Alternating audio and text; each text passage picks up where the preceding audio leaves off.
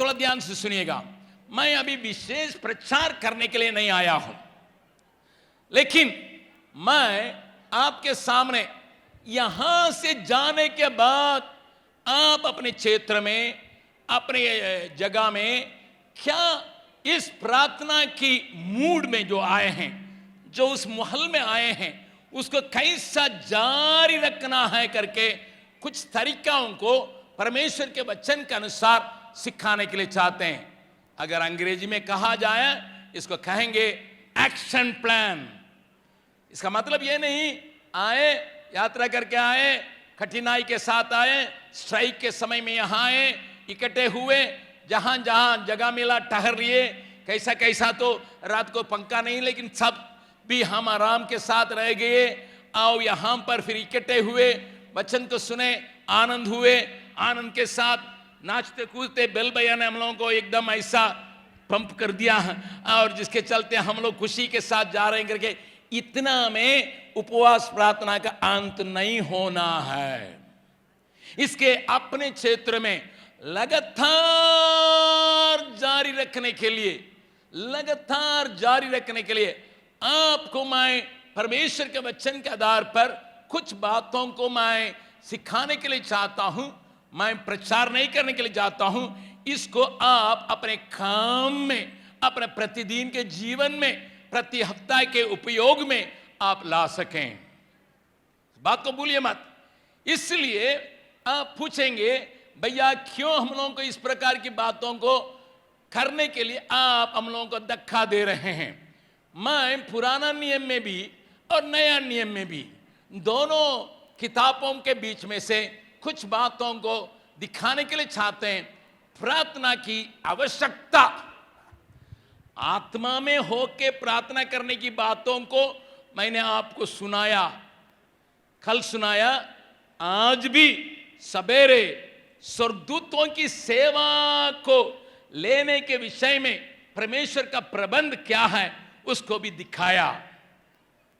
और यीशु मसीह के आगमन के लिए हमें प्रार्थना के साथ तैयारी में, उसके सामने खड़े होने के योग्य ठहरने के लिए प्रार्थना किस प्रकार मदद करता है, उसको मदद करती है, उसको हमने आपके सामने बहुत कुछ नहीं बताया, लेकिन कुछ तो बताया।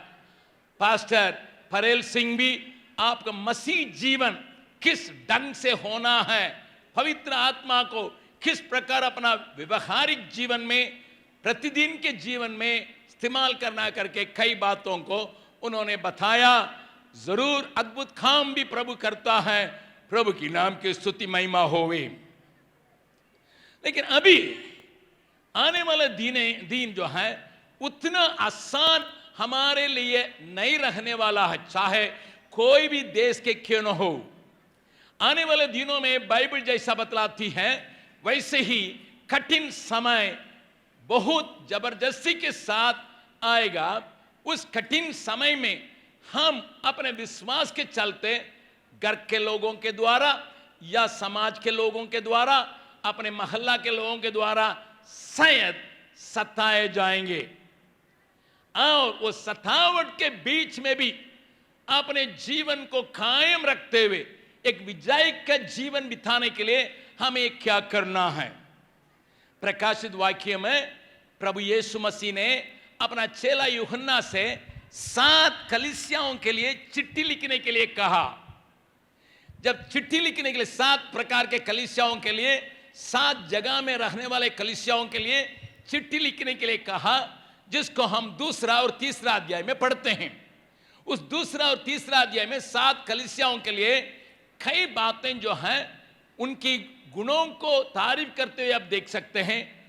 उनकी गतियों को प्रभु बतलाते देखेंगे, मन फिराने की आवश्यकता को प्रभु बतलाते देखेंगे। लेकिन सब की चिट्ठी के अंदर एक बात को जाएंगे लिख के देखेंगे, जो जय पाए, जो जय पाए, जो जय पाए, जीवन का वृक्ष का फल का खाएगा, उसके ऊपर नया नाम लिखा जाएगा और जीवन का मुकुट को पाएगा, मेरे साथ सिंहासन पर बैठेगा करके 7 कलीसिया के लिए, जय पाने वालों के लिए रखी हुई बातें वहां पर लिखी गई है।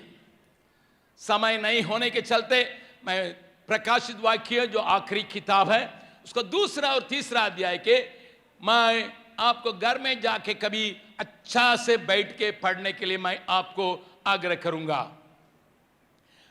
परंतु जय का जीवन संकट के समय में, मुसीबत के समय में, वातावरण हमारे अनुकूल में नहीं होने के समय में भी जय का जीवन बिताना कैसा है करके प्रार्थना किस प्रकार हमें मदद करता करके मैं पुराना नियम में पहले दिखाऊंगा, फिर मैं नया नियम की बातों में भी मैं आपको आदि कलीसिया, जो कलीसिया का शुरुआत 2000 साल के पहले यरूशलेम शहर में पवित्र आत्मा का उंडेले जाने के चलते शुरू हुआ था, कलीसिया का शुरू हुआ था।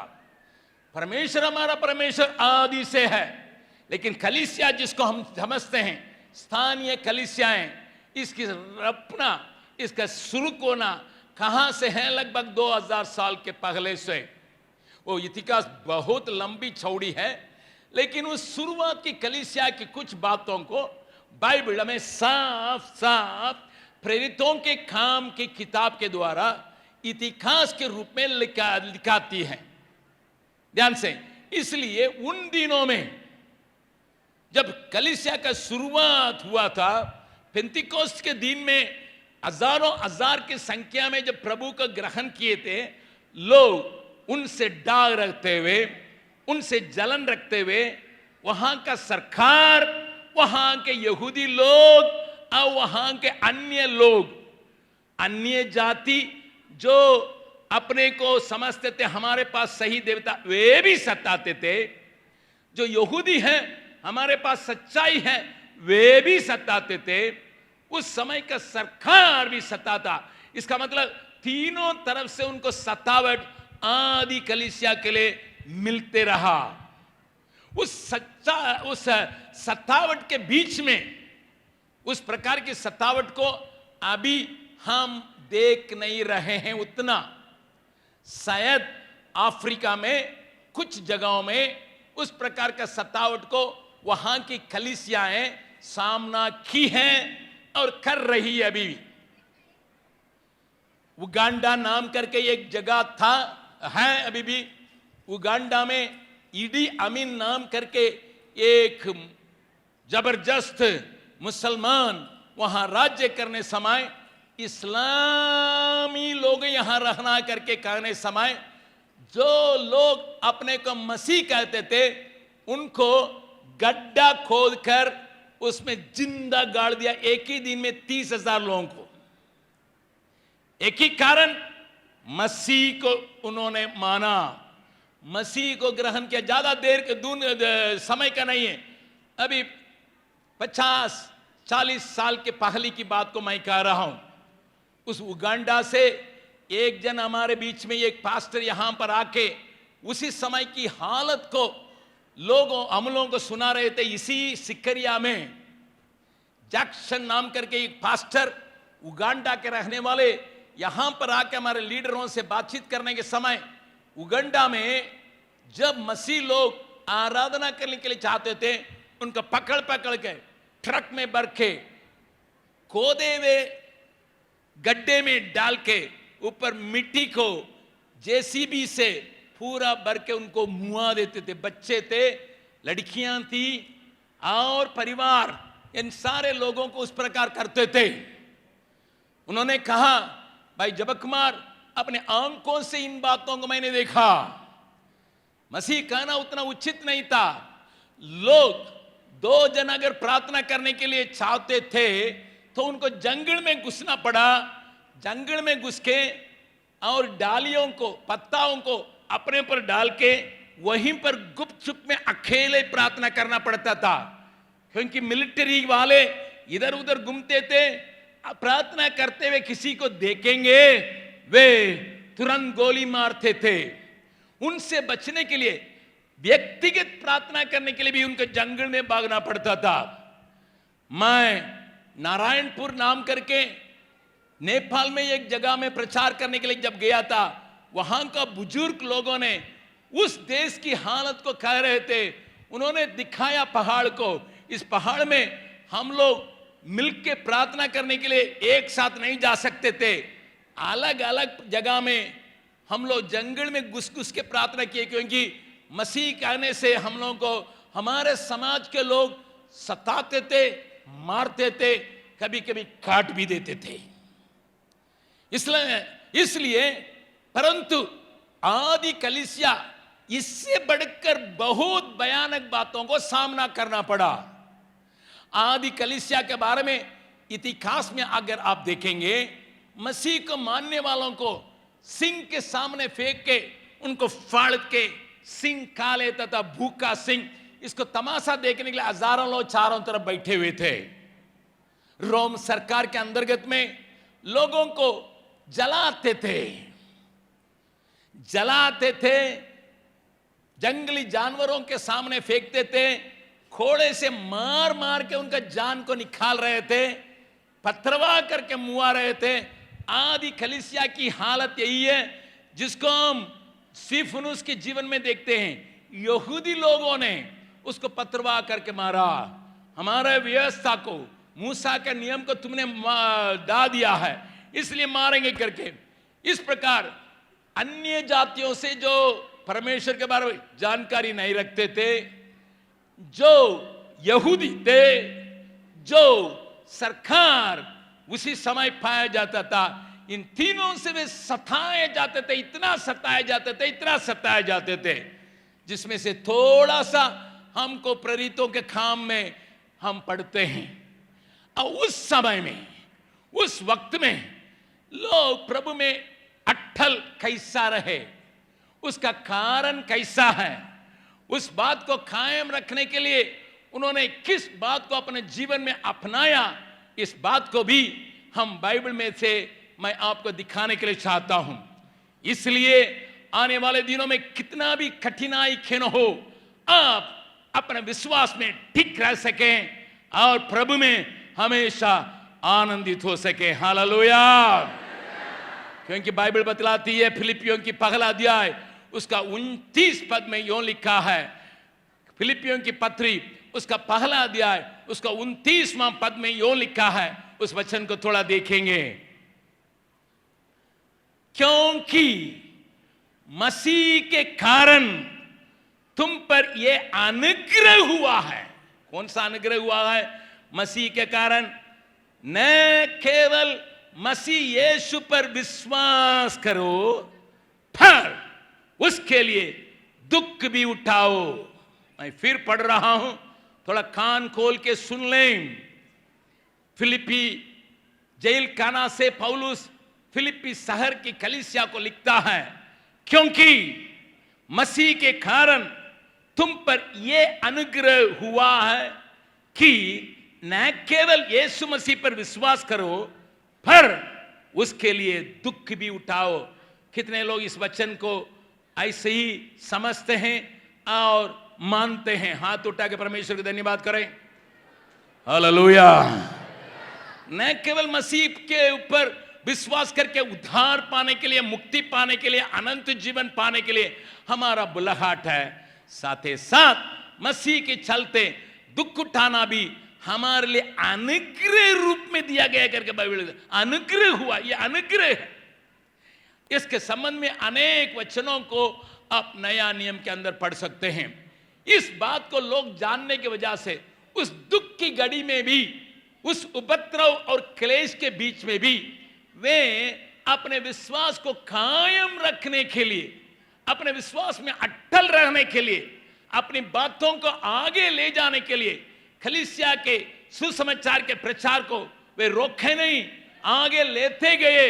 इस बात को वे कैसा कर सके, उसके लिए प्रार्थना ने क्या मदद किया, किस तरीका से उन्होंने प्रार्थना सभाएं चलाई, उसको भी मैं दिखाने के लिए चाहता हूं, ताकि आप यहां से जाने के समय आज अपने अपने क्षेत्र में छप चले जाएंगे। आप हफ्ता हफ्ता, महीना महीना और पूरा समय में प्रार्थना का जीवन का अभ्यास इस ढंग से कर सकें। मेरी बात को आप अच्छा से समझते होंगे। और मैं इसलिए पहले पुराना नियम में मैं एक व्यक्ति को दिखाने के लिए चाहता हूं, उसके बारे में हम देखेंगे। दानियेल बाइबल के अंतर्गत में कई लोगों की प्रार्थना का जीवन हमारे लिए दिया गया है। नेहेमिया के न हो, मुर्देकाई के न हो, एस्तर के न हो, और एसाया के न हो, यिर्मयाह के न हो, दाऊद के न हो, उन सारे लोगों की प्रार्थना को बाइबल रिकॉर्ड करने के साथ ही साथ एक जन की प्रार्थना के जीवन को बाइबल हमें साफ बतलाती है, वो दानियेल की जीवन से। दानियेल की जीवन में एक वचन को हम पढ़ने जा रहे हैं, थोड़ा सा देखिएगा। दानियेल उसका 6 अध्याय, दानियेल के 6 अध्याय और उसका 28 पद को हम देखेंगे। दानियेल नबी की किताब उसका 6 अध्याय 28 पद। यहां पर यूं लिखा है, मैं पढ़ रहा हूं, दानियेल नबी की किताब उसका 6 अध्याय 28वां पद। उसमें लिखा, और दानियेल दारा और कुप्रूस फारसी दोनों के राज्य के दिनों में भाग्यवान रहा। दानियेल को आप जब शुरुआत में देखेंगे, वो बाबिलोन के राजा नेबूखदनेस्सर के समय से इस किताब में उसके जीवन चरित्र लिखा है। ध्यान से सुनिएगा। बाबिलोन एक बहुत बड़ा साम्राज्य था, उसके बारे में थोड़ा बहुत आपको जिक्र करके बतलाऊंगा। फिर उस साम्राज्य हटने के बाद वहां पर मेदिया करके दूसरा देश के लोग आके उस क्षेत्र में पूरी तरह से हिंदुस्तान तक पूरे क्षेत्र में वे राज्य कर रहे थे। मेदिया हटने के बाद पेर्सिया नाम करके तीसरे एक राज्य वहां पर चले आया, जिसका राजा कुप्रूस था। और मेदिया का राजा का नाम दारा लिखा है। आप उसको वचन में पढ़ते हैं। इसका मतलब 3-3 राज्य में, और अगर सही ढंग से इसको देखेंगे 5-5 राजाओं के अधीन में दानियेल भाग्यवान रहा। मेरा तमिल ट्रांसलेशन बतलाते हैं, जयवंत रहा। उसके सारे कार्य में वो जयवंत रहा। जैसा मैंने कहा था, नया नियम में कलीसिया के बारे में प्रभु कहता, जो जय पाएगा तो जयवंत रहा, और हिंदी अनुवाद में भाग्यवान रहा करके लिखा है। कैसा? दानियेल के समय में जो राजा लोग थे, उनके बारे में थोड़ा बहुत मैं बाइबल में से आपको दिखाने के लिए चाहूंगा। मेरे साथ दानियेल की किताब को खोल के रखिएगा। वहां पहला एक जबरदस्त राजा, जिसके बारे में बाइबल बतलाती है, नेबूखदनेस्सर। नेबूखदनेस्सर जो है दुनिया में सबसे शूरवीर राजा के समान, वो सब जगह में जहां पैर रखता था उस देश को अपनाने की ताकत रखता था। उसके राज्य में सोना पत्थर की नाई पाया जाता था। उसके राज्य में सोना, चांदी के लिए तो कोई महत्वता ही नहीं था। इतना सोना इकट्ठा किया, इतना सोना इकट्ठा किया, देश देश में से सोना लूटते लूटते लूटते लूटते पूरा सोना ही सोना वो पाया जाता था। उसके राजमहल के बारे में अगर इतिहास के किताब का पढ़िएगा, उसने हैंगिंग गार्डन अर्थात बगीचा को लटका के रखा था। पानी नीचे से ऊपर उस बगीचा में बढ़ता था, भिन्न भिन्न फूलों से सरिया हुआ उस हैंगिंग गार्डन कहते हैं अंग्रेजी में, लटका हुआ बगीचा। और वो आज भी दुनिया में एक विचित्र या अद्भुत काम में गिनाया जाता। 7 नंबर में उसका भी एक नंबर है, हैंगिंग गार्डन। उतना जबरदस्त, इसका मतलब हजारों साल के पहले, लगभग 3000 साल के पहले उसने एक जबरदस्त और राज्य को बना के रखा। उसका राजा था नेबूखदनेस्सर। परंतु ध्यान से सुनिएगा, पैसा सोना की कमी नहीं, परंतु उसके उन बातों को देखिएगा, उसके पास ठोना करने वाले, मंत्र सिखाने वाले, मंत्र करने वालों की संख्या का कोई गिनती नहीं रहा। राजा दाहिने पैर को रखना है, एक ज्योतिषी कहेगा, बाएं पैर रखना है, एक ठोना करने वाला कहेगा। इतना ठोना करने वालों को, वो जैसा हम बाइबल कॉलेज चलाते हैं वैसे ही बाइबल कॉलेज करके सिखाते रहा, बढ़ाते रहा। और उसके बारे में एक दो वचन में आप पढ़ सकते हैं, वहां पर दानियल को भी उसी प्रकार का कॉलेज में पढ़ाई दिया गया था। ध्यान से देखिएगा, वहां के बारे में एक वचन को पढ़ेंगे, दानियल नबी की किताब उसका 2 अध्याय। और उसने एक राजा ने एक स्वप्न देखा, उसको समझने के लिए उसने राजमहल में एक झुंड को इकट्ठा किया पहले, और उसके बारे में 2 पद में लिखा है। क्या लिखा है? दानियल नबी की किताब उसका 2 अध्याय 2 पद में, वहां पर बाइबल यह बतलाती है, तब राजा ने आज्ञा दी कि ज्योतिषी, तंत्री, टोणे, कसदी बुलाए जाएं। इसका मतलब इनका संख्या का कोई सीमित नहीं रहा। इतनी बड़ी संख्या में तंत्र करने वाले, मंत्र करने वाले, ज्योतिषी, ठोना करने वालों को इकट्ठा करके उसी में डूबा हुआ राजा था, उनकी सलाह के अनुसार कार्य करने वाला था। इसका मतलब अंधकार अंधकार अंधकार अंधकार अंधकार अंधकार, चारों तरफ उस देश में, उसके सम्राट में अंधकार की ताकतें पाई जाती थी। वही लोग उसको सरकार चलाने के लिए अगुवाई करने वाले थे। जबरदस्त अंधकार, धन की कमी नहीं, वैसे ही ये तंत्र करने वालों के भी कमी नहीं रहा। और बाबिलोन के नेबुकदनेस्सर के बारे में इतिहास हमें बतला सकती है, उसके समान घमंडी भी कोई नहीं था। बहुत घमंड करने वाला, मैं तुल्य में कोई नहीं, मैं जो चाहूंगा उसको कर सकता हूं, मैं जो सोचता हूं उसको मैं कर सकता हूं करके घमंड से भरा हुआ। उसके घमंड को कैसा परमेश्वर ने डील किया वह हम बाइबल बतलाती है, उसके बारे में बतलाने के समय नहीं है। घमंड के कारण उसने बहुत बड़ा एक मूर्ति को बना के सारे लोगों से दंडवत कराया जबरदस्ती के साथ। सुनिए, उस प्रकार एक भयानक राजा के वक्त में भी दानियल भाग्यवान रहा। बगल वाला का हाथ पकड़ के बोलिएगा, कितना भी अंधकार क्यों न हो, राज्य करने वाले कितना भी बुरा हो,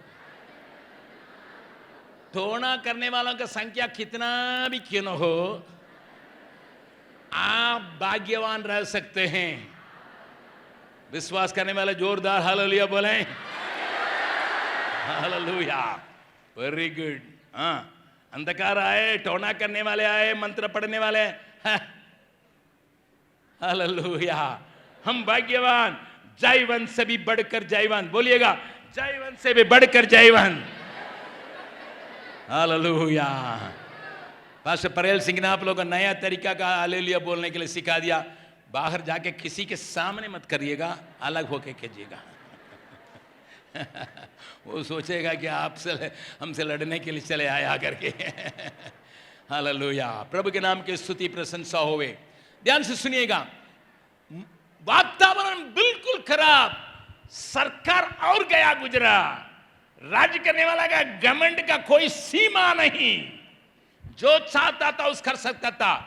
उसी वक्त में ही दानियल के तीनों दोस्त झुकने के लिए तैयार नहीं थे, उनका आग में डालने के लिए बातें आई, जिसमें से परमेश्वर ने उनको किसी बहुत अद्भुत ढंग से बचाया। उस कहानी को जानते होंगे। सरकार बदलते जा सकता है भैया, हमारे ऊपर हुक्म चलाने वाला बदलते जा सकता है, खराब आदमी के जगह पर और खराब आदमी आ सकता है। हालेलुया। लेकिन परमेश्वर का जन भाग्यवान रहेगा उसमें भी। हालेलुया। और जब समय कम होने के चलते मैं थोड़ा बहुत आपको दिखा के जाऊंगा। नेबूकदनेस्सर का बेटा चले आया, वो ज्यादा दिन टिका नहीं, वो तो मर गया था। लेकिन अभी नेबूकदनेस्सर का पोता चले आया। पोता का हालत थोड़ा देखिए, उसका रवैया को थोड़ा देखिए। वहां पर उसके बारे में दिया गया है दानियल नबी की किताब, उसका 5वां अध्याय। दानियल नबी की किताब 5वां अध्याय, पहले पद और दूसरे पद को देखेंगे।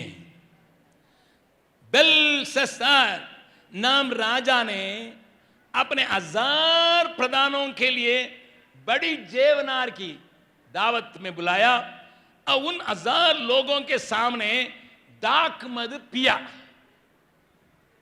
बहुत बड़ा पियक्कड़ आदमी है। हालेलुया। पूरा सब लोगों को पिलाएगा और अपना भी पिएगा। पियक्कड़ आदमी है, क्योंकि दादा का जमाया हुआ सोना तो था, इसलिए विदेश से मंगवा के बहुत तरह का मधु, बहुत तरह का शराब को पी के गम गम रहता था। और दूसरा पद में लिखा है, और दाक मधु पीते पीते बेलशस्सर ने आज्ञा दी कि सोने चांदी के जो पात्र मेरे पिता नेबूकदनेस्सर ने यरूशलेम परमेश्वर के मंदिर में से निकालते थे, उन्हें ले आओ। उसको परमेश्वर से कोई डर नहीं, परमेश्वर के लिए अलग किए हुए बर्तनों से कोई मतलब नहीं। और खास करके उसको अशुद्ध करने के लिए, पवित्र चीजों का अशुद्ध करने के लिए, प्रतिष्ठा किए हुए चीजों का अशुद्ध करने के लिए उसने उसको मंगवाया। और क्या किया है, राजा अपने प्रधानों जो 1000 लोग थे और रानियों कोई कमी नहीं थी, और रखेलियां, अरे बाप रे बाप पीते पीते रानियां, इसका मतलब एक रानी नहीं अनेक रानी है। इसके बीच में स्टेपनी टायर भी बहुत है। स्कूटर के लिए एक ही स्टेपनी टायर होता है, लेकिन इस राजा के लिए चारों तरफ रखेली रखेली रखेली। उनके बीच में पीने वाला, पीने मजा लेने में और वेश्यागामी, इन सारी बातों से भरकर रखने वाला पोता। इस समय में भी उस राजमहल में रहने वाला दानियेल भाग्यवान रहा। ताली बजा के परमेश्वर का धन्यवाद करें। चारों तरफ पाप में डूबने वाले होने के बाद भी, चारों तरफ घमंड से भरे हुए लोग राज्य करने के बाद भी, चारों तरफ अन्याय से भरे हुए लोगों से भरा हुआ देश होने के बावजूद भी, पीने खाने में अपना दिन काटने वाला होने के बीच भी, परमेश्वर का जन दानियेल भाग्यवान रहा, जयवंत से भी बढ़कर जयवंत रहा। प्रभु के नाम की स्तुति प्रशंसा होवे। मैं आपको यह बतलाने के लिए चाहता हूं, यह बाबिलोन की साम्राट की स्थिति है। और दारा जो उसके बाद मेदिय राजा था, उसने बाबिलोन के राजाओं का खत्म करके सिंहासन पर बैठा था। उसकी स्थिति के बारे में भी बाइबल बतलाती है। ये थोड़ा सा डरने वाला था, तो भी ये इसको चलाने वाले उसके मंत्री लोग थे। उसके मंत्री लोग कुछ भी कह देते थे, उनकी बातों पर फंस के, और कुछ होश बिना अपना मोहर लगने का अंगूठी को उनका हाथ में देता था, लगा दो। एक दिन उन मंत्रियों ने इनको कहा, आपका छोड़ के किसी को 1 महीना तक कोई दंडवत नहीं करना, पूजा नहीं करना। इसने कहा ठीक है, रहने दो। इसका मतलब अपने को देवता मानने के लिए पूरा बेचा जाने वाला आदमी। अपने साम्राट में लोग मुझे देवता करके मानना है, उसके लिए जो सलाह दिया जा रहा है उसको अपने से पूरी तरह से मानने वाला, अपने को बेच डाला हुआ एक व्यक्ति है दारा। उसके अधीन में भी दानियल प्रधानमंत्री रहा, और न केवल प्रधानमंत्री रहा, भाग्यवान रहा। हालेलुया। ओ, बगल वाला का हाथ पकड़ के बोलिएगा, कोई राजा रहे न रहे, गिरा हुआ हालत में रहे, उसी जगह में हमें काम करना पड़े, उसी के राज्य में हमें प्रजा रखना पड़े, आप भाग्यवान हो सकते हैं। विश्वास करने वाला एक जोरदार हालेलुया बोलिएगा। हालेलुया। उसके बाद पेर्सिया का राजा कुप्रुस चले आया, दारा को खत्म करके पेर्सिया का राजा जब कुप्रुस चले आया, ये सचमुच में परमेश्वर का डरपोक आदमी, परमेश्वर से डरता था, और उसने ये कहा था अपना सिंहासन पर बैठने के समय, उसने पहले ही साल में उसने एक बहुत बड़ा ऐलान किया। पढ़िएगा यज़रा नबी की किताब, यहां हाथ रख लीजिएगा, यज़रा नबी की किताब उसका पहला अध्याय का पहला और दूसरा पद को पढ़ेंगे।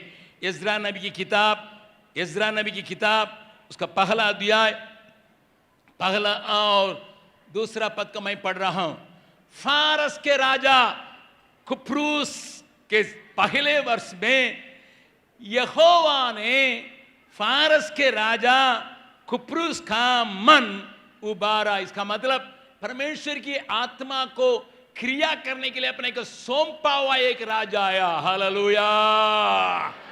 परमेश्वर समय समय पर अपनी बातों को मानने वालों को गद्दी पर बैठाने के लिए हमेशा तैयार रहता। विश्वास करने वाले ताली बजा के परमेश्वर का धन्यवाद करें। जैसा हमारे यहाँ लोगों को हम लोगों ने बीते फास्टिंग प्रेयर में, सेवकों के फास्टिंग प्रेयर में जो पंचायती चुनाव में जीते हुए लोगों को खड़ा करके उनके लिए प्रार्थना करते थे, मैं बहुत आनंदित था। इन लोगों को परमेश्वर चुन के कुछ पदवी दिया है सरकार में, मैं परमेश्वर को धन्यवाद देता था। यहाँ पर कुप्रुस के बारे में बाइबल में पहले भविष्यवाणी थी यशायाह नबी के द्वारा, उसका नाम के बारे में, उसके काम के बारे में। जब वो राजा बना, बैठे ही उसने एक काम किया, क्योंकि पवित्र आत्मा उसके दिल में काम किया, इसलिए यिर्मयाह नबी के द्वारा लिखी गई थी उस बात को मन में रखते हुए दूसरा पद को पढ़िएगा भी। फारस का राजा कुप्रुस यूं कहता है, स्वर्ग के परमेश्वर यहोवा ने पृथ्वी भर के राज मुझे दिया है, और उसने मुझे आज्ञा दी कि यहूदा के यरूशलेम में मेरा एक भवन बनवाओ। परमेश्वर का मंदिर जो गिर गया था, जलाया गया था, उसको खड़ा करने के लिए परमेश्वर ने इस फारस के राजा को इस्तेमाल किया। ताली बजा के परमेश्वर को धन्यवाद करें।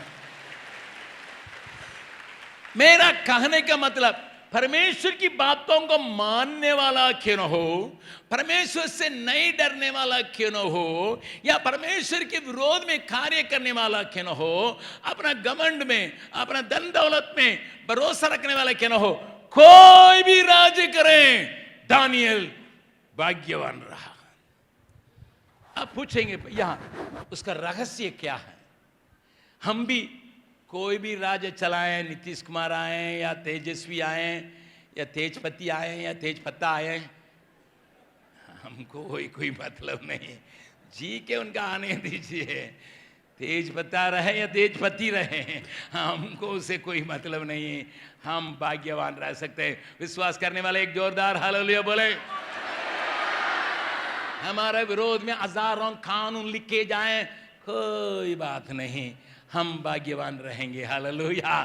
दानियल के विरोध में भी लिखा गया था, हालेलुया। दानियल के दोस्तों के विरोध में भी लिखा गया था, लेकिन उसके चलते उनकी भाग्यवान होने की बातों के छीनने की ताकत उन कानूनों को, उन राजाओं को, राजपद में रहने वालों के लिए नहीं रहा। कारण अनेक मैं बोल सकता हूं, परंतु प्रार्थना में हम यहां शामिल होने के चलते उनमें से कुछ बातों को, एक झलक को मैं आपको दिखाने के लिए चाहता हूं। पढ़िएगा फिर दानियल नबी की किताब को फिर खोलिएगा। एक आफती चली आई है, एक आफती चले आने से दानियल क्या करता है थोड़ा सा देखिएगा। आफती चले आई है, जान की खतरा न केवल उसको परंतु अनेक लोगों को, तंत्र मंत्र करने वालों को भी जब चले आया है। दानियल अपने दोस्तों की और अपनी बैरियों की, सुनिए, इन तीनों की, अपने दोस्तों की और जो परमेश्वर के राहों में नहीं भूत प्रीत में अपने के बेच डाले लोगों को भी बचाने के लिए एक काम कर रहा है। पढ़िएगा दानियल नबी की किताब उसका 2 अध्याय। वहां पर उन लोगों को मार डालने के लिए जब नेबूकदनेस्सर ने आज्ञा निकाला, और पढ़िएगा 12वां पद को पहले पढ़िएगा, दानियल की किताब उसका 2 अध्याय 12 पद को देखेंगे। इस पर राजा नेबूकदनेस्सर ने झुंझलाकर बहुत ही क्रोधित होकर बाबुल के सब पंडितों के नाश करने की आज्ञा दे दी। सब पंडितों का जान खतरा में है। उन पंडितों में दानियल भी एक जन है और उसका दोस्त लोग भी, क्योंकि ये लोग पंडित होने के लिए सिखाए गए। और जैसा आप समझते हैं हिंदू पंडित नहीं, ज्ञान और बुद्धि में और शासन करने में इनको पंडिताई दिया गया था। उस पंडित लोगों को मारने के लिए आज्ञा दी। कतरा या तलवार उनके सिर के ऊपर लटका हुआ है, उनके दोस्तों के सिर के ऊपर लटका हुआ है और इन पंडितों के ऊपर लटका हुआ है। उस समय दानियल ने क्या किया पढ़िएगा, वहां पर 2 अध्याय में उस पद को पढ़िएगा, 17वां पद को पढ़िएगा। तब दानियल ने अपने घर जाकर, बगल वाला का हाथ पकड़ के, भाई ये आप ही के बारे में लिखा है। जब खतरा मंडलाएगा, जान की खतरा आएगा, दोस्तों के जीवन के लिए खतरा आएगा, अन्य लोगों के लिए खतरा आएगा, तो अपने घर जाकर, बोलिएगा अपना घर जाकर। बिल भैया ने पूछा अभी 1 हफ्ता यहां पर चलाएंगे मीटिंग, तो सब लोग बोल रहे थे हाँ, लेकिन हमारे पास जगह नहीं है आपको संभालने के लिए। आप अपना घर जाइएगा। घर जाकर अपनी संगी हनन्या, मिशाएल और अजरिया को ये हाल बता कर कहा, इस वेद के विषय में स्वर्ग की परमेश्वर की दया के लिए ये कहकर प्रार्थना करो कि बाबुल के और सब पंडितों के संग दानियल और उसके संगी भी नाश ना किया जाए। घर जाके क्या किया? घर जाके क्या किया? बगल वाला को बोल गया घर जाइए, अपने दोस्तों को बुलाइए। शायद वे मसीह में नहीं आए, लेकिन मसीह में आए हुए लोग तो होंगे, उनको बुलाइए। संकट आने वाले दिनों में इस संसार में होने वाली बातों के बारे में बाइबल में से पढ़ के आप लोग प्रार्थना का एक दल बनाइए। हालेलुया। पीछे पीछे तो कर दिए हैं, यहां से बोलिएगा, सबको हाथ उठा के बोलिए, यहां से घर जाएंगे, अपने समान विश्वास में रहने वालों को इकट्ठा करेंगे और उनसे कहेंगे आने वाले दिनों में संकट होने वाला है, हम लोगों को प्रार्थना करना है। किसके लिए प्रार्थना करना है? वहां पर लिखा है नाश न हो। और 19वां पद को भी पढ़िएगा, दानियल 2 अध्याय का 19वां पद। तब बे दानियल को रात के समय दर्शन के द्वारा प्रकट किया गया। इसलिए दानियल स्वर्ग का परमेश्वर का धन्यवाद किया। हालेलुया। ताली बजा के परमेश्वर का धन्यवाद करें। बगल वाला का हाथ पकड़ के चेहरा दे के बोलेगा हम लोग इकट्ठा प्रार्थना करेंगे, इकट्ठा होके अपने अपने जगह में प्रार्थना करेंगे। परमेश्वर ऐसी बातों को दिखाएगा, आपको दिखाएगा जो अन्य लोगों से छिपी हुई है, उसको आपको दिखाएगा। कितने लोग इस अनुभव में आने के लिए चाहते हैं? कितने लोगों को ये अनुभव चाहिए? हालेलुया। आपके गांव में क्या होने वाला है, आपके ब्लॉक में क्या होने वाला है, आपके पंचायत में क्या होने वाला है, अगर आपको स्वप्न के द्वारा ये मिल जाएगा, आपके फिर तो पैर नीचे नहीं रहेगा। सुनिए, हालेलुया। लेकिन वो कब होगा? जब आप अपने दोस्तों को इकट्ठा करके इस प्रकार लगातार प्रार्थना करने के लिए अपने को सौंपेंगे। शायद आप अपने सुविधा के अनुसार हफ्ता में एक दिन इकट्ठे हो सकते हैं।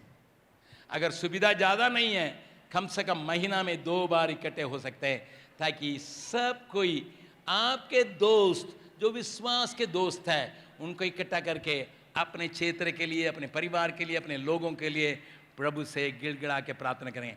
कितने लोग आज तय कर रहे हैं इस प्रकार की प्रार्थना के लिए जारी रखने के लिए? मैं कोशिश करूंगी, मैं कोशिश करूंगा। ये बहन लोगों से अधिक हो सकता है क्योंकि उनके पास घर में ज़्यादा समय है, भाई लोगों से भी हो सकता है। मैं जब काम समय हाथ नीचे कर लिया, जब मैं 9 घंटा ये कंपनी में काम कर रहा था, मैं 6 घंटा परमेश्वर की कार्य में लगे रहा। 6 घंटा में प्रतिदिन 1 घंटा मैं अपने दोस्तों के साथ प्रार्थना में बिता रहा था। इसलिए मैं सिंपल कहूंगा, ये संभव है, ये संभव है। हम तीनों 3 जगह में रहने वाले थे, इकट्ठे होते थे, पक्का टाइम में इकट्ठे होते थे, प्रार्थना करते थे 9:30 बजे से 11 बजे तक 1.5 घंटा प्रार्थना करते थे, चले जाते थे अपना अपना घर। प्रतिदिन चाहे कुछ भी हो। और शुक्रवार का दिन में तो रात भर अपने अन्य दोस्तों के साथ मिलकर प्रार्थना करता था। अगर आप प्रार्थना करने वाले होंगे, आप भाग्यवान ठहरेंगे, वातावरण कुछ भी क्यों न हो। हालेलुया।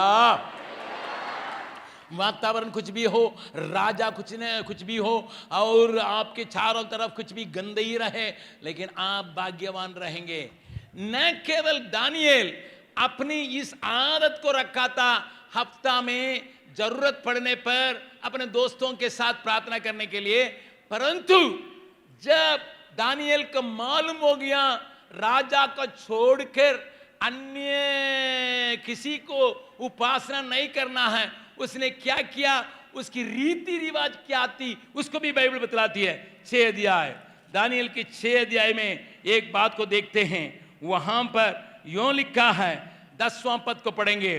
दानियेल नबी किताब उसका 6 अध्याय उसका 10वां पद में यूं लिखा है, जब दानियेल को मालूम हुआ, ये मालूम था कि उस पत्र पर हस्ताक्षर किया गया है, इसका मतलब राजा ने उसमें मोहर लगा दिया, मुझे छोड़ के किसी के दंडवत नहीं करना, मुझे छोड़ के किसी के बजना नहीं, मुझे छोड़ के किसी के सामने गिरना नहीं। और तब अपने घर में गया। फिर लिखा, किस में गया? फिर कहां गया है? बोलिए सबको, क्या कहां गया है? घर में गया, ऑडिटोरियम में नहीं गया। हालेलुया। घर में गया, जिसकी उपरोटी कोठरे की खिड़कियां यरूशलेम के सामने खुली रखती थी, अपनी रीति के अनुसार, जैसा वो दिन में 3 बार अपने परमेश्वर के सामने घुटना टेक कर प्रार्थना और धन्यवाद करता था, वैसे ही तब भी करता रहा। ताली बजा के परमेश्वर करें। अभी प्रार्थना करने के लिए मना किया गया है, लेकिन दिन में उसके रीति क्या है? दिन में कितने बार खोला, अपना खिड़की खोला, वहां पर प्रार्थना कर रहा 3 बार। किस बात के लिए प्रार्थना कर रहा था मालूम है? परमेश्वर ने इजरायली लोगों के बारे में कहा था, 70 साल तुम लोग गुलाम रहेगे, उसके बाद छुटकारा होगा। 70 साल के बीच में दानियेल, हे प्रभु मेरे लोग साहस खोने ना पाए, मेरे लोग हिया होने ना पाए, उनका छुड़ाने का समय निकट आ रहा है, वो इसके इंतजार करें हैं, उसके इंतजार करें, उसके तैयारी में रहें करके दानिएल तीन तीन वक्त अपने लोगों के लिए जो उनका तैयार रहना है, समय आने पर तैयार रहने के लिए, उनके लिए दुआ करने के लिए सुबह दोपहर शाम को घुटना के बल पर परमेश्वर को हाथ पसार रहा है। मुझके मालूम है ऐसे प्रार्थना करने वाले का सिंह के गुफा में डाला जाएगा, लेकिन वो उसको नहीं रुक सकता है। ये मेरा रीति है। बगल वाला का हाथ पकड़िए, आप एक रीति बनाइए, आप एक रीति अपनाइए, सुबह या शाम या तीनों टाइम कहीं एकांत में जाके पवित्र आत्मा से भर के परमेश्वर से बातचीत करने के लिए एक रीति बनाइए, रीति बनाइए, तब आप भाग्यवान होंगे, जयवंत से भी बढ़कर जयवंत होंगे। कितने लोग भाग्यवान होने के लिए चाहते हैं? हालेलुया। सब कोई चाहते हैं जयवंत से भी बढ़कर जयवंत होने के लिए, लेकिन घर जाओ, बगल वाला का हाथ पकड़ के हिला के बोला घर जाओ। जब कभी अपने दोस्तों को इकट्ठा कर सकोगे, इकट्ठा करके प्रार्थना करो, धन्यवाद दो, फिर घर जाओ, अकेले अपना रीति एक तो बना लो, उसके अनुसार सुबह या शाम जैसा हो सके अकेले प्रार्थना करने के लिए झुकना नहीं। तब बगल वाला का छाती छूट के बताइए, भाग्यवान रहेगा, भाग्यवान रहेगा। क्यों? उसकी सारी बातें, चाहे कोई भी राजा आए, कोई भी वहां राज्य करें, कोई मतलब नहीं, क्योंकि प्रार्थना करने वाला डरता नहीं है, प्रार्थना करने वाला वातावरण से प्रभावित नहीं होता है, परंतु प्रार्थना करने वाला हिम्मत बांध के अपना प्रार्थना का जारी रखा है। इसलिए 3 दिन के उपवास यहां खत्म नहीं हुआ है, अभी शुरू हो रहा है, शुरू हो रहा है, शुरू हो रहा है। प्रभु आपको सहायता करने पाए।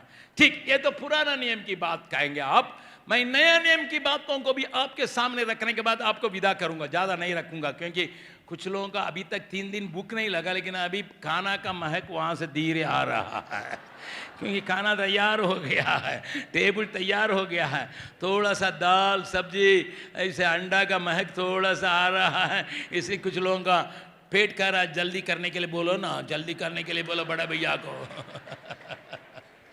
ठीक है, इसलिए मैं अभी नया नियम के प्रेरितों के काम की किताब में इसे दिखाने के लिए चाहते हैं। जल्दी जल्दी में सिखा देंगे, आपको ज़्यादा विलम्ब नहीं करने देंगे, क्योंकि कुछ लोग बस पकड़ने के चक्कर में भी होंगे। 8 बजे खाना खा के यहाँ से सीधा दौड़ेंगे, गाना गाएंगे, फिर वहाँ से जाने के चक्कर में होंगे, इसलिए मैं आपको ज़्यादा यहाँ रुकवाऊंगा नहीं, थोड़ा ध्यान से सुनिएगा।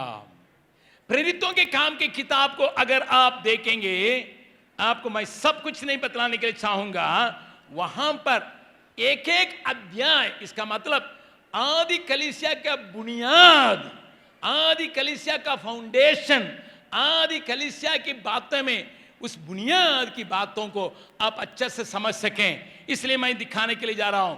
क्योंकि आदि कलीसिया के इतिहास हमारे लिए एक टेक्स्ट बुक है, पाठ्यक्रम को सिखाने वाली किताब है। उस टेक्स्ट बुक से देखेंगे, पहला अध्याय को देखिएगा, पहला अध्याय को देखिएगा, वहां पर लिखा है 14 पद को पढ़िएगा। प्रेरितों के काम उसका पहला अध्याय उसका 14 पद को हम देखेंगे। वहां पर क्या लिखा है, 13वां पद से ही लिखा है, लेकिन 14,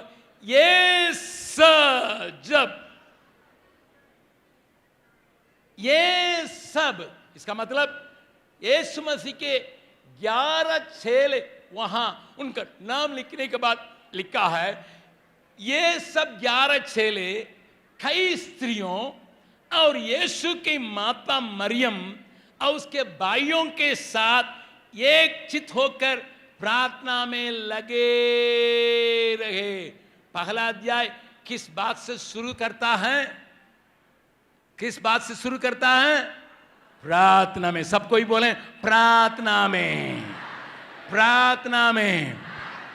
इसके संबंध में पास्टर फरेल सिंह ने ये कहा था, वहां एक खाली स्थान रह गया, यहूदा पूरा वहां आत्महत्या कर लिया, इसलिए उस जान को पाने के लिए प्रभु से प्रार्थना में लगे रहते हैं। आदि कलीसिया के लोग इकट्ठे होके परमेश्वर का आत्मा उनके ऊपर उतरने समय तक प्रार्थना में लवलीन रहते हैं। हालेलुया।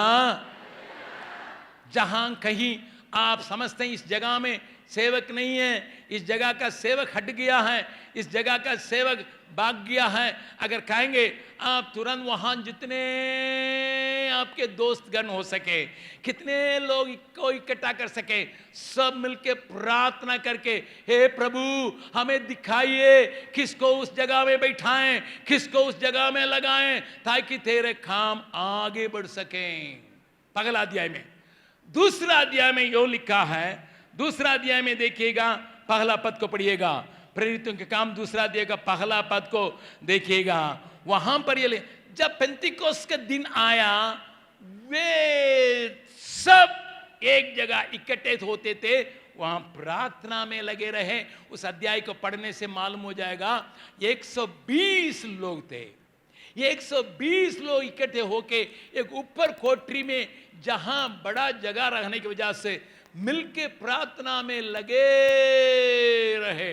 तब पवित्र आत्मा उनके ऊपर आगे की जीभ की नाई उतरा करके बाइबल बतलाती है। इसलिए आगे की कलीसिया जब 3000 लोग जोड़े गए, उसी अध्याय में एक और वचन को पढ़िएगा, वहां पर लिखा है 42 पद को पढ़िएगा, दूसरा अध्याय का 42वां पद को। मैं इस बात को ही आपको दिखाने के लिए चाहूंगा, प्रार्थना का महत्वता का आप देखें। क्यों वे सिंह के सामने डरे नहीं, आग में जलाए जाने से डरे नहीं, वे तमाशा के रूप में पत्थर खाने से वे डरे नहीं। स्टीफनुस के बारे में देखते हैं, जब लोग पत्थरवाह कर रहे थे, उसका मुंह एकदम स्वर्गदूत की नाई, फरिश्ते की नाई चमक रहा था और प्रार्थना कर रहा था, हे पिता स्वर्ग को मैं खुला हुआ देखता हूं, यीशु मसीह खड़ा हुआ देखता हूं करके उस दशा में भी दर्शन देख रहा था, स्वर्ग का दर्शन देख रहा था। थाली बजा के परमेश्वर के धन्यवाद है। चारों तरफ पत्थर चले आ रहा है, सिर पर मारने के लिए, पीठ पर मारने के लिए, भुज में मारने के लिए, छाती पर मारने के लिए बड़े बड़े पत्थरों को लोग फेंक रहे हैं, उसको मुआने के लिए, कुत्ता की नाई मुआने के लिए। लेकिन वो देख रहा है स्वर्ग खुला है। उस वातावरण का खाने का होने का कारण क्या है? वहां की कलीसिया प्रार्थना में कैसा रही? 42 पद में लिखा है, वे प्रेरितों से शिक्षा पाने और संगति रखने में और रोटी तोड़ने में और प्रार्थना करने में लवलीन रहे। आदि कलीसिया का आदत है मिलके प्रार्थना करने का, जगह जगह जहां हो सके मिलके प्रार्थना करने का, समय निकाल के प्रार्थना करने का। क्योंकि वो शब्द इस्तेमाल किया गया, लवलीन रहना। बगल वाला का हाथ हिला के बोलिएगा, आप यहां से जाने के बाद प्रार्थना को छोड़ दीजिए मत। जहां कहीं इकट्ठे हो सकें वहां आके प्रार्थना में लवलीन रहिए। तीसरा अध्याय को देखिए, तीसरा अध्याय के पहली पद को देखिएगा, तीसरा अध्याय का पहले पद को देखिए। मैं प्रार्थना की भूमिका नहीं, प्रार्थना की आवश्यकता को मैं आपको बतला रहा हूं, इसलिए इन बातों को थोड़ा ध्यान से देखिएगा। तीसरा अध्याय का पहला पद, पत्रस और यूहन्ना तीसरे पहर प्रार्थना के समय मंदिर में जा रहे थे। ओहो, यहां 3 बातों को मैं आपको दिखाने के लिए चाहता हूं। वो समय क्या है? क्या है? प्रार्थना के। सब कोई बोले क्या, कौन सा समय है?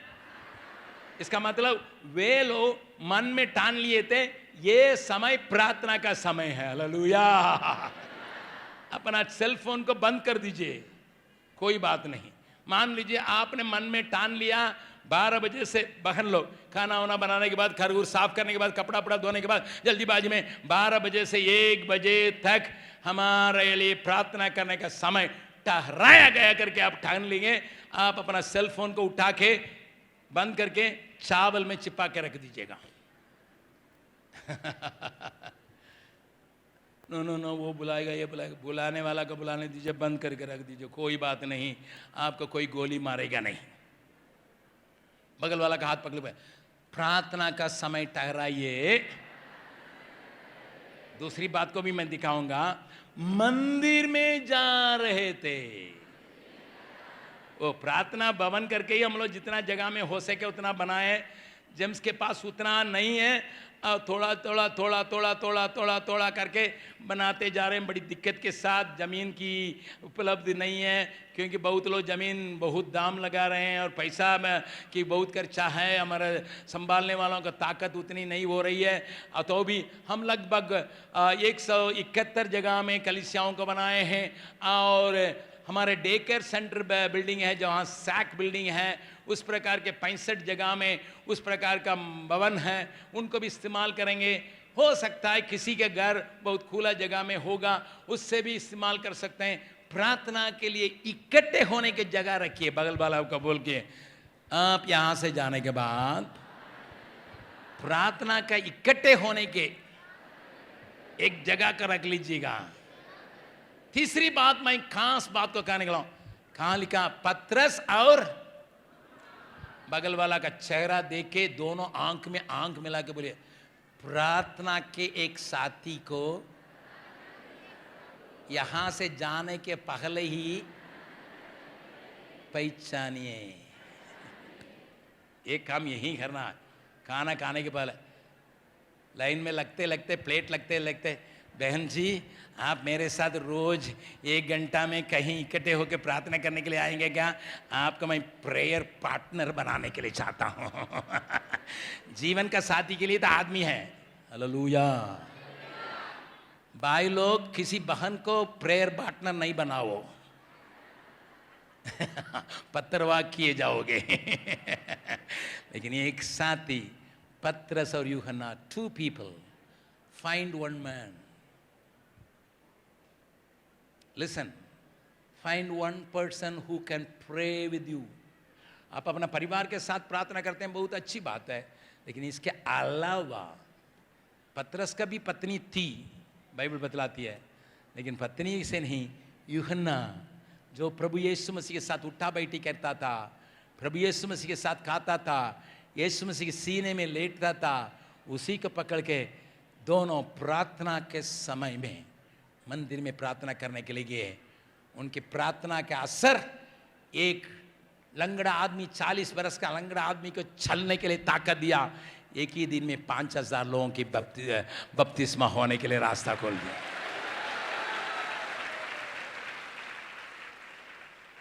अगर आप इस प्रकार एक जन, 2 जन मिल के प्रार्थना करने की आदत को बनाइएगा इस उपवास प्रार्थना के बाद। मान ले झुंड में, फिर अपने दोस्तों के, जैसा दानियल ने पुराना नियम किया, वैसे ही यहाँ 1 जन को चुन लीजिएगा जिसके साथ आप मिल के परमेश्वर के सामने अपने हृदय को उंडेल सके। अब सब काम में सहयोग करते होंगे, लेकिन इस काम में ऐसे व्यक्ति के साथ संबंध बनाने के लिए परमेश्वर आपकी आंखों को खोलने पाए, आपको एक 10 दोस्त को देने पाए, जिसके चलते आप इस प्रकार की प्रार्थना का आदत बना सकें। बगल वाला को बोलिए, आदत बना सकें। ये हैबिट होना है, ये हैबिट होना है। झुंड में भी प्रार्थना करो, कलीसिया के साथ भी प्रार्थना करो, लेकिन एक प्रार्थना करने दोस्त के साथ भी प्रार्थना करो। मैं नहीं जानता हूं कितने लोग इसको अभ्यास करने जा रहे हैं। थोड़ा सा देखें, आपकी लालसा को देखें, कम से कम करेंगे कि नहीं करेंगे। भैया हम कोशिश करेंगे, 1 जन को पकड़ेंगे, उनके साथ जितना हो सके मैं मन उंडेल के प्रार्थना करने के लिए अपने को तैयार करेंगे। तबे ये बात सच हो सकता है। Prepare to meet your God. अपने परमेश्वर से भेंट करने के लिए न केवल आप, एक झुंड, एक दोस्त तैयार रहेंगे। किसी भी वक्त में, सांझ हो, रात हो, सुबह हो, दोपहर हो, जब कभी बादलों पर प्रभु आएगा, हम उठा लिए जाएंगे। क्योंकि प्रार्थना करने वाले हमेशा तैयार रहने के लिए सीखता है। न केवल भाग्यवान होता है, बाइबल बतलाती है, वहां पर पढ़िएगा 5वां अध्याय, 5वां अध्याय में वहां पर लिखा है, 13वां पद को पढ़िएगा, 5वां अध्याय का 13वां पद में यूं लिखा है, औरों में से किसी को ये हियाव न होता था उनमें से जा मिले तो भी प्रार्थना करने का झुंड, कलीसिया का झुंड, और जब वहां पाई जाती थी वे लोग अन्य लोगों से अन्य लोग उनकी बड़ाई करते थे। बगल वाला का बोलिएगा, अन्य लोग अगर आपको बड़ाई करना है, क्लेशों के बीच में, उपद्रव के बीच में, अगर अन्य लोग आपको बड़ाई करना है, इस प्रकार का प्रार्थना का सिस्टम को बांध लो, प्रार्थना का सिस्टम को बांध लो, प्रार्थना में लवलीन रहो। 4 अध्याय में भी प्रार्थना की बात को आप देख सकते हैं, और उसके बाद आप 6 अध्याय में भी प्रार्थना की बातों को देख सकते हैं। फिर आप 7वां अध्याय में स्टीफनुस को प्रार्थना करते देख सकते हैं। 8वां अध्याय में प्रार्थना करते ही लोगों के ऊपर पवित्र आत्मा उतारते हुए आप देख सकते हैं। 9वां अध्याय में साउल को प्रार्थना करते देख सकते हैं। 10वां अध्याय में कुरनेलियुस को प्रार्थना करते देख सकते हैं। लगातार एक एक अध्याय में, और आखिरी में 12वां अध्याय में भी लोग रात भर प्रार्थना करने के लिए अपने को सौंपने की वजह से, जैसा मैंने कहा, स्वर्गदूत का संसार, स्वर्गदूत का वो संसार चालू होके जेल में उतर रहा है, राजा को मार रहा है, राजा कीड़ा पड़ के मर जा रहा है, परमेश्वर का वचन आगे बढ़ रहा है। हालेलुया। आदि कलीसिया का बुनियाद प्रार्थना, प्रार्थना, प्रार्थना, प्रार्थना। बगल वाला को बोलिए, आप कोई भी कलीसिया से क्यों न हो, कोई भी गांव के क्यों न हो, कोई भी घरेलू कलीसिया के क्यों न हो, आपका लालसा और अभ्यास ये रखने पाए हैं, लवलीन हो के प्रार्थना में समय बिताएं। इसके लिए समर्पित करने वाले खड़े हो जाएं, इसके लिए समर्पित करने वाले खड़े हो जाएं। आपस में बातचीत नहीं करें, अपने दोनों हाथों को उठा के, हे प्रभु 3 दिन हमें यहाँ प्रार्थना करने के आत्मा से मामूर किया, प्रार्थना के वचनों को सुन के, हे प्रभु तेरी बातों को समझने के लिए, प्रार्थना की गहराई को समझने के लिए तूने हमें मामूर किया। हम इस संसार में भाग्यवान होने के लिए चाहते हैं। दोनों हाथों उठा के बोलिएगा, मैं इस संसार में मैं भाग्यवान होने के लिए एक सुंदर रास्ता, प्रार्थना का रास्ता तू रखा है प्रभु, उसको समझने के लिए। हालेलुया। उसको समझने के लिए, उसको समझने के लिए